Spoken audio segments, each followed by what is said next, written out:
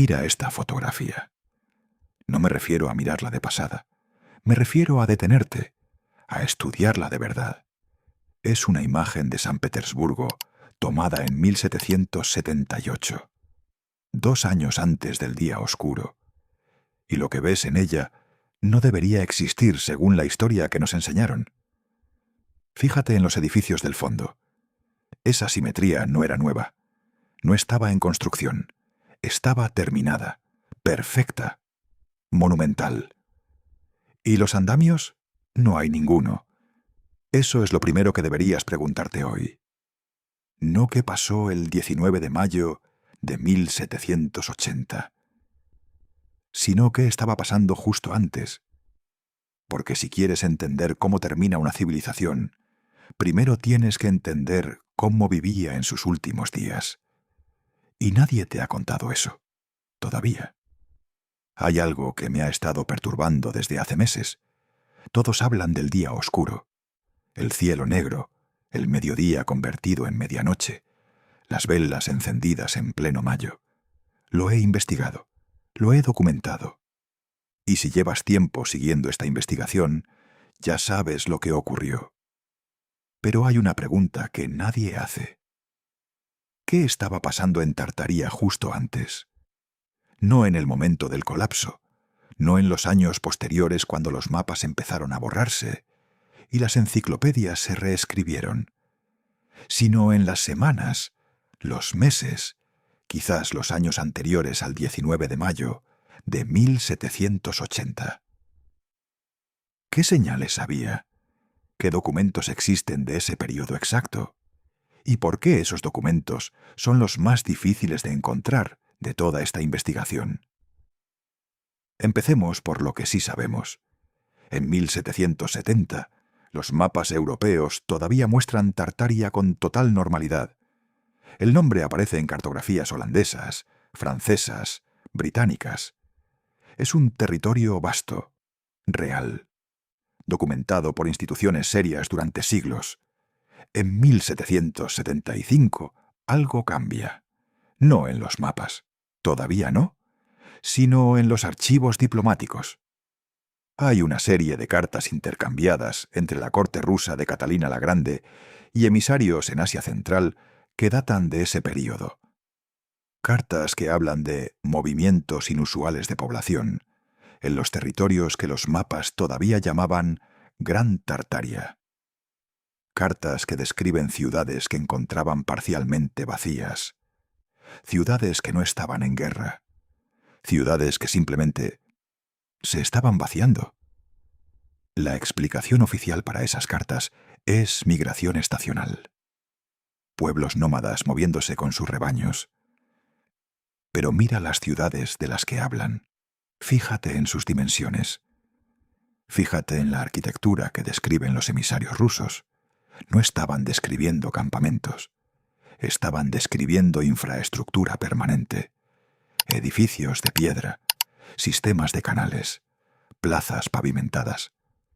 ¿Los nómadas construyen plazas pavimentadas?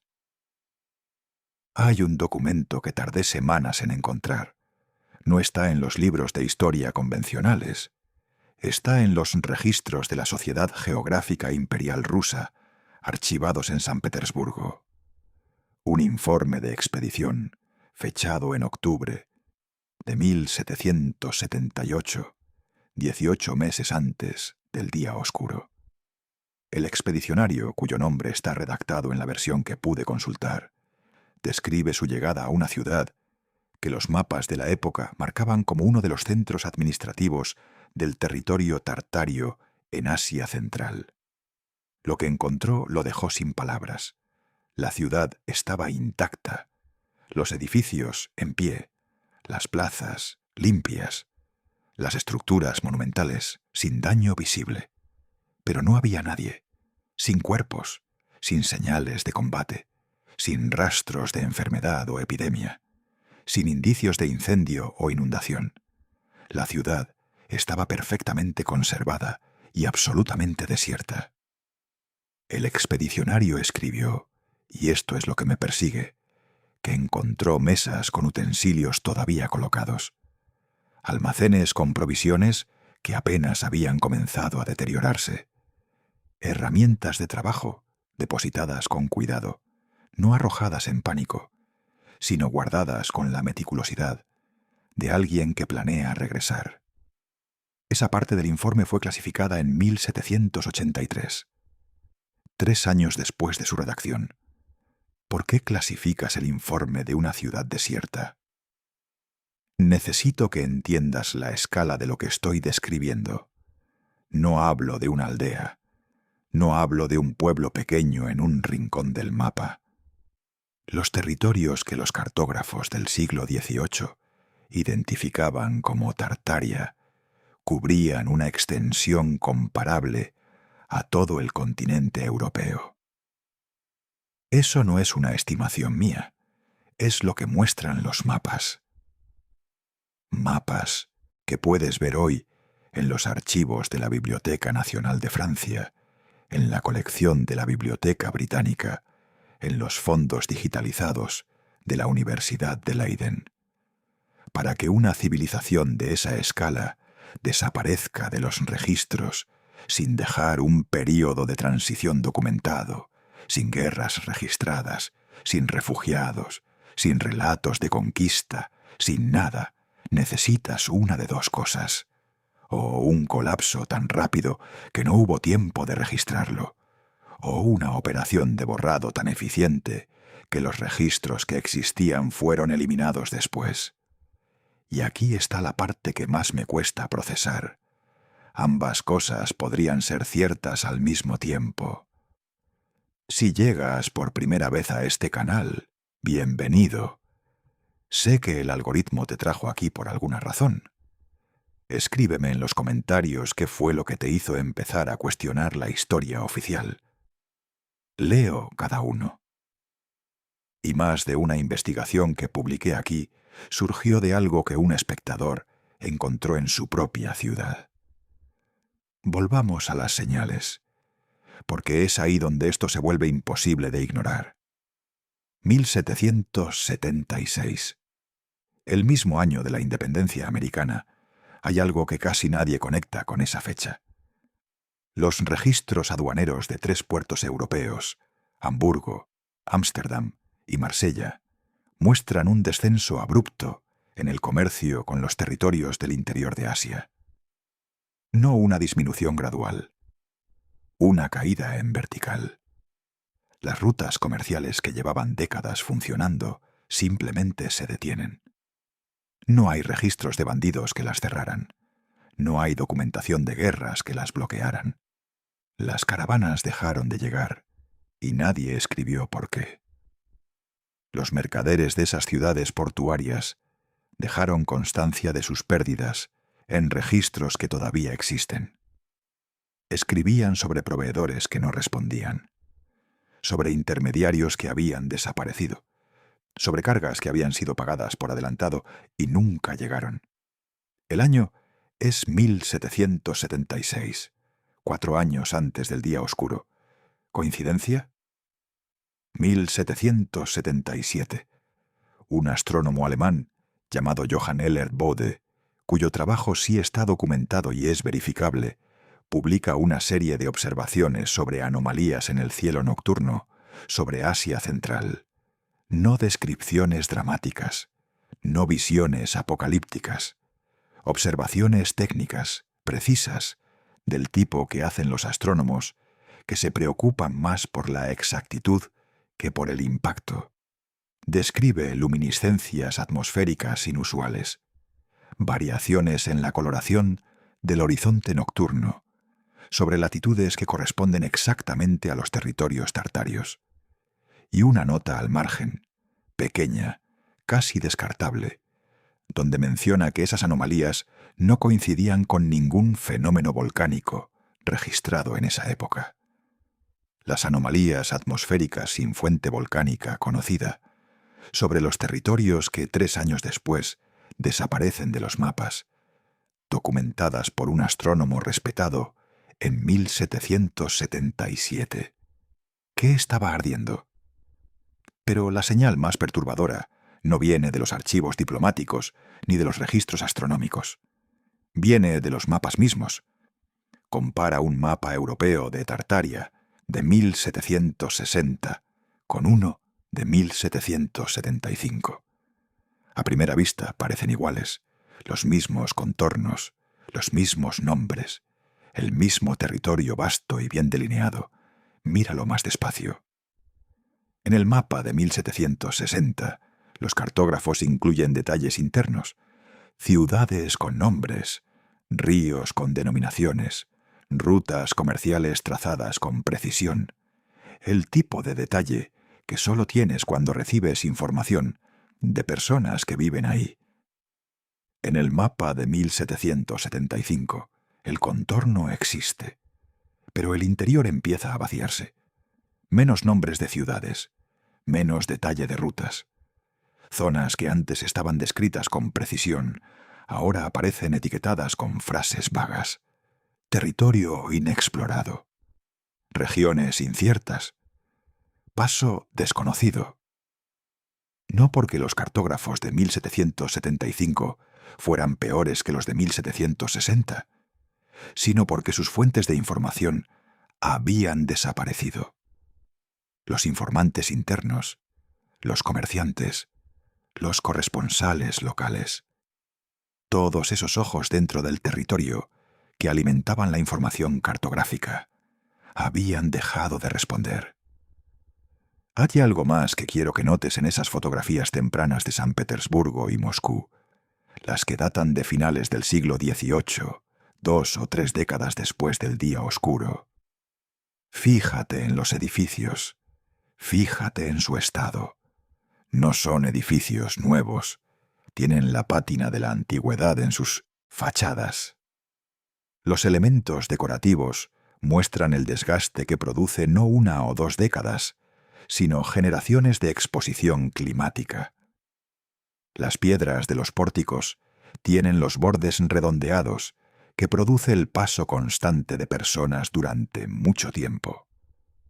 Pero las fechas oficiales de construcción dicen que esos edificios tenían 10, 15, 20 años cuando se tomaron esas fotografías. La piedra no envejece así en 20 años. Eso no es envejecimiento superficial, es envejecimiento estructural, el tipo que ves en edificios que llevan un siglo o más expuestos a los elementos. Alguien está mintiendo sobre cuándo se construyeron esos edificios, o sobre quién los construyó, o sobre ambas cosas. Aquí es donde necesito que te detengas un momento y pienses en la lógica de lo que estoy presentando. Si Tartaria era una civilización lo suficientemente avanzada para construir infraestructura a escala continental, y los registros sugieren que lo era, entonces su colapso no fue silencioso. Los colapsos de civilizaciones grandes nunca son silenciosos. Producen refugiados, producen relatos de testigos, producen objetos que viajan con las personas que huyen, producen lenguas que sobreviven en las comunidades de la diáspora, producen apellidos que persisten en zonas alejadas, producen, sobre todo, preguntas de las generaciones siguientes que buscan saber de dónde vinieron. ¿Dónde están esos refugiados en los registros históricos de 1780 a 1800? No en Europa occidental. Los registros de inmigración de ese periodo en Francia, Inglaterra y los Países Bajos no muestran oleadas de llegadas desde el este, no en China. Las crónicas imperiales de la dinastía Qing de ese periodo tampoco registran movimientos masivos de población desde las estepas del norte, no en Rusia. Los registros de la administración zarista, que sí documentaba meticulosamente los movimientos de población dentro de su territorio en expansión, no muestran nada que se parezca a una llegada masiva de refugiados de una civilización colapsada. Hay 3 opciones. La primera, la civilización no era tan grande como sugieren los mapas, pero los mapas son verificables. Las dimensiones están documentadas por fuentes independientes. La segunda, los refugiados llegaron y fueron absorbidos de forma tan completa que no dejaron rastro. Pero eso requiere un nivel de eficiencia burocrática en la asimilación cultural que no tenemos documentado en ningún otro periodo histórico. La tercera opción es la que más me cuesta pronunciar. No hubo refugiados porque no hubo tiempo para huir. El 19 de mayo de 1780, a mediodía, el cielo sobre Nueva Inglaterra se volvió negro. Eso está documentado. Los testigos están identificados. Los relatos son verificables. Pero la oscuridad del 19 de mayo no fue el principio, fue el final. Lo que estoy sugiriendo, y quiero ser cuidadoso con mis palabras aquí, porque la evidencia es fragmentaria y suprimida, y yo solo sigo los datos hasta donde llegan, es que el día oscuro no fue el momento del colapso de Tartaria. Fue el momento en que ese colapso se volvió visible desde el otro lado del planeta. Lo que ocurrió en los territorios tartarios sucedió antes, semanas antes, quizás meses. El proceso ya estaba en marcha. Las ciudades ya estaban vaciándose. Las rutas comerciales ya habían caído. Los informantes cartográficos ya habían dejado de responder. El día oscuro fue la firma atmosférica de algo que ya había terminado. El humo de una civilización que ya había ardido. Y cuando ese humo cruzó el Atlántico y oscureció el cielo de Connecticut y Massachusetts, lo que las personas vieron mirando hacia arriba no era el inicio del fin. Era el último rastro visible del fin de un mundo. Hay algo que quiero mostrarte en los registros cartográficos que nadie más ha conectado de esta forma. Fíjate en cómo cambia el tratamiento de los territorios tartarios en los mapas europeos entre 1770 y 1790. No en el contorno exterior, que permanece relativamente estable hasta mediados de la década de 1780, sino en el detalle interno. Los cartógrafos europeos no borraron Tartaria de golpe. Eso lo sabemos. El borrado fue gradual, sistemático, coordinado a través de distintas casas editoriales, en distintos países, sin una sola conferencia documentada donde se tomara esa decisión. Pero hay algo que ocurre antes del borrado que es igualmente revelador. Entre 1773 y 1779, justo antes del día oscuro, los mapas europeos de Asia Central empiezan a mostrar un patrón específico. Las ciudades del interior de los territorios tartarios empiezan a desaparecer de las ediciones actualizadas. No del contorno, no del nombre del territorio, sino de los puntos interiores que representaban asentamientos urbanos. Edición tras edición, en casas cartográficas de Ámsterdam, París y Londres, los puntos que representaban ciudades dentro de Tartaria se van reduciendo. Algunos desaparecen directamente. Otros quedan marcados con un símbolo diferente, el que los cartógrafos del siglo XVIII usaban para indicar localización incierta o existencia no confirmada. ¿Por qué empiezan a dudar de la existencia de ciudades que estaban en todos los mapas anteriores? Porque nadie les estaba confirmando que seguían ahí. El silencio ya había llegado antes del día oscuro. Los cartógrafos no borraron Tartaria porque decidieron hacerlo. La borraron porque sus fuentes habían dejado de responder. Si llevas tiempo siguiendo esta investigación, si has notado estas anomalías arquitectónicas en tu propia ciudad, esas puertas que terminan bajo el nivel del suelo, esos primeros pisos que parecen enterrados, esas fachadas que tienen el envejecimiento equivocado para su fecha oficial de construcción, quiero que lo documentes. Escríbeme en los comentarios. Dime en qué ciudad vives y qué anomalía has encontrado. Esta investigación no la hago solo, la hacemos entre todos. Y tu ciudad podría tener la clave de algo que todavía no hemos podido responder. Volvamos a esas últimas semanas. Hay un detalle en los registros del Observatorio de París de abril de 1780, un mes antes del día oscuro, que no he visto citado en ninguna otra investigación sobre este período. Los astrónomos del observatorio registraron perturbaciones en las observaciones telescópicas hacia el este. No objetos celestes, perturbaciones atmosféricas, distorsiones en la transparencia del aire en las observaciones de baja elevación sobre el horizonte oriental.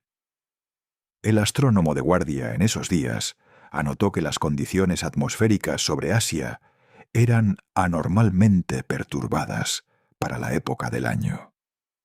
Esto fue en abril de 1780, un mes antes de que el cielo de Nueva Inglaterra se volviera negro. No estoy diciendo que eso demuestra lo que ocurrió en los territorios tartarios. Estoy diciendo que algo estaba pasando en la atmósfera sobre Asia Central un mes antes de que el día oscuro hiciera visible ese algo para el resto del mundo. El evento no empezó el 19 de mayo. El 19 de mayo fue cuando el resto del mundo pudo verlo. Quiero hablarte de los animales. Hay un aspecto de los relatos del día oscuro que siempre se cita de forma superficial. El ganado regresando a los establos. Los pájaros posándose en silencio, como si fuera de noche. Las gallinas subiendo a sus perchas a pleno día. La explicación oficial, reacción animal a la oscuridad, instinto natural. Pero los relatos son más específicos que eso, y esa especificidad es lo que cambia el significado. Los testigos contemporáneos no solo describen animales reaccionando a la oscuridad, describen animales que comenzaron a comportarse de forma anómala horas antes de que el cielo se oscureciera. Antes, un granjero de Massachusetts, cuya declaración está archivada en los registros históricos del estado, escribió que sus perros comenzaron a aullar al amanecer del 19 de mayo, horas antes de cualquier cambio visible en el cielo. Otro testigo de Connecticut describió que sus caballos se negaban a salir del establo desde la madrugada, sin causa aparente. Los animales sienten cosas que los humanos no percibimos. Variaciones en la presión atmosférica, cambios en los campos eléctricos, vibraciones del suelo a frecuencias que el oído humano no detecta. ¿Qué estaban sintiendo esas horas antes de que el cielo se oscureciera? ¿Qué tipo de evento produce en los animales ese comportamiento de alarma antes de que sea visible para los humanos? Y si ese evento se originó en los territorios que los mapas todavía llamaban Tartaria en esa fecha, ¿a qué distancia debía estar su epicentro para que su señal llegara a Massachusetts horas después? Aquí está la parte que más trabajo me costó procesar. Si hubo señales previas al día oscuro, y la evidencia sugiere que las hubo, entonces alguien las vio. No todo el mundo, no el ciudadano común, pero las instituciones que monitorizaban el comercio, la astronomía, la diplomacia, la cartografía, todas tenían indicadores de que algo estaba ocurriendo en Asia Central en los años previos a 1780, y no dijeron nada. No hay ningún documento oficial de ningún gobierno europeo del período 1775 a 1780 que haga referencia a la desaparición de las rutas comerciales con Tartaria como una preocupación. No hay despacho diplomático que pregunte qué está pasando con las ciudades que los informantes ya no confirman. El silencio es total. Y el silencio coordinado, a través de múltiples gobiernos que competían entre sí, no ocurre por casualidad. O todos ignoraron las señales de forma independiente, lo cual requiere una coincidencia imposible. O las señales fueron vistas, evaluadas, y se tomó la decisión de no documentarlas. ¿Cuál de esas dos opciones te parece más probable? Voy a cerrar con algo que llevo semanas pensando y que todavía no sé cómo procesar del todo. El día oscuro de 1780 tiene una característica que lo distingue de todos los demás fenómenos atmosféricos históricos atribuidos a causas naturales. Fue inmediatamente explicado, no después de meses de investigación, no después de años de debate científico. Casi de inmediato, la narrativa de incendios forestales se instaló en el registro histórico y dejó de cuestionarse. Piensa en eso. Un evento que oscureció el cielo sobre una región enorme, que aterrorizó a poblaciones enteras, que fue descrito por testigos cultos e instruidos como algo que no habían visto en sus vidas, fue explicado en cuestión de semanas, con una respuesta que requiere asumir una coincidencia atmosférica extraordinaria, y nadie insistió en investigar más. La Sociedad Filosófica Americana, activa en ese período y con miembros perfectamente capaces de coordinar una investigación sobre el fenómeno, no dejó registro de haberlo hecho. Las academias científicas europeas, que debatían acaloradamente todos los fenómenos naturales de cierta relevancia en esa época, no dejaron registro de haber investigado el día oscuro más allá de las primeras explicaciones. El cielo se volvió negro. Se dio una respuesta. Y el caso se cerró. ¿Por qué tan rápido? ¿Y quién tenía interés en que se cerrara? Lo que pasó el 19 de mayo de 1780 fue real. Los testigos son verificables. Los registros existen. Pero lo que pasó antes, en las semanas y los meses previos, en los territorios que los mapas todavía llamaban Tartaria, eso es lo que no querían que buscáramos. Las ciudades que se vaciaron sin combate, las rutas comerciales que cayeron sin guerra, los informantes que dejaron de responder sin explicación, los astrónomos que notaron perturbaciones atmosféricas sobre Asia antes de que nadie más mirara en esa dirección, los animales que sintieron algo horas antes de que el cielo se oscureciera. Todas esas piezas apuntan en la misma dirección. El día oscuro no fue el inicio, fue el final. Y lo que terminó ese día, lo que se convirtió en humo negro cruzando el Atlántico, era una civilización entera, con sus ciudades, con sus rutas, con su arquitectura, con su conocimiento. Todo eso ardió antes de que nadie del otro lado del mundo pudiera verlo. Y cuando el humo llegó, ya era demasiado tarde para preguntar qué había sido. Así que lo llamaron incendios forestales. Y cerraron el expediente. Deja un comentario si en tu ciudad has encontrado edificios que tienen ese envejecimiento incorrecto para su fecha oficial de construcción. Esas puertas que terminan bajo el nivel de la acera.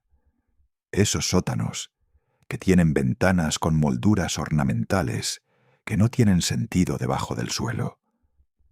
Los que construyeron la narrativa oficial contaban con que nadie mirara. Y cada anomalía que documentas es una grieta en esa narrativa. Si esta investigación te está haciendo cuestionar la línea de tiempo oficial, considera suscribirte. Este tipo de trabajo requiere tiempo, archivos y la certeza de que alguien del otro lado está dispuesto a seguir buscando junto a nosotros. La historia que nos enseñaron tiene huecos enormes, y en esos huecos hay respuestas que todavía esperan las preguntas correctas. La verdad no fue borrada del todo, solo fue enterrada. Y la piedra, como siempre, no miente.